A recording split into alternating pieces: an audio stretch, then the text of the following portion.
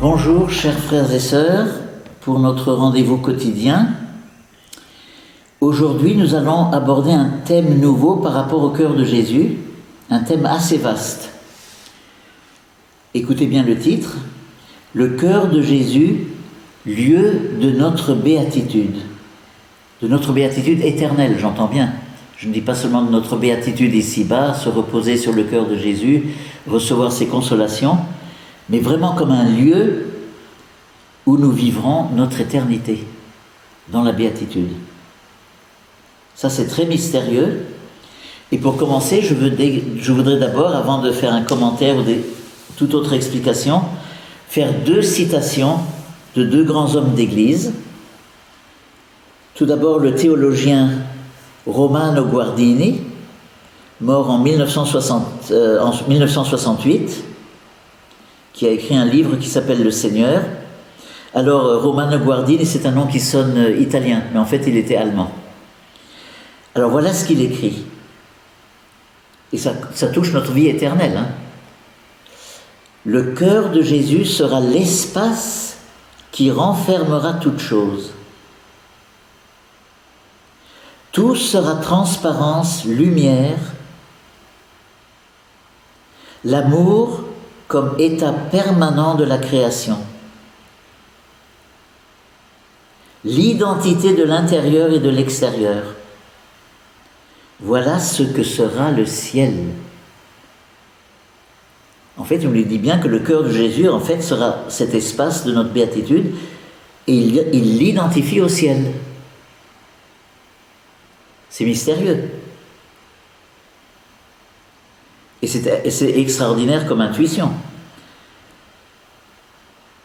Au ciel, tout sera transparence, lumière, il n'y aura plus d'opacité. Et l'amour comme état permanent de la création, c'est-à-dire il ne restera plus que l'amour. L'extraordinaire beauté de la création nouvelle que nous ne pouvons même pas imaginer, c'est en fait l'expression, le rayonnement, le resplendissement de l'amour, de la charité. L'identité de l'intérieur et de l'extérieur, ça veut dire qu'il n'y aura plus de conflit, comme dit saint Paul, entre l'homme intérieur et l'homme, le vieil homme et l'homme nouveau, ou entre l'esprit et la chair, disons. Voilà ce que sera le ciel. Maintenant, je voudrais vous citer Jean-Paul II. Voilà ce qu'il nous écrit, exactement la même thématique. Le cœur du Christ est l'espace vital des bienheureux, le lieu où il demeure dans l'amour, dont il tire une joie éternelle et sans limite. La soif infinie d'amour, soif mystérieuse que Dieu a placée dans le cœur humain et comblée dans le cœur divin du Christ.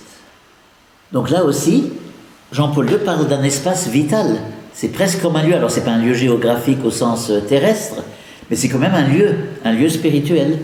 Le cœur de Jésus sera l'espace le cœur du Christ est l'espace vital des bienheureux, le lieu où il demeure dans l'amour, avec une joie éternelle, sans limite, et la soif que tout cœur humain ressent, la soif d'amour, une soif infinie, nous dit Jean-Paul II, sera totalement comblée dans le cœur divin du Christ. Alors, où est le mystère ? Il y a donc une identification possible entre le ciel et le cœur de Jésus, et pour le dire plus précisément, entre le cœur de Jésus et la Jérusalem du ciel, lieu de notre béatitude.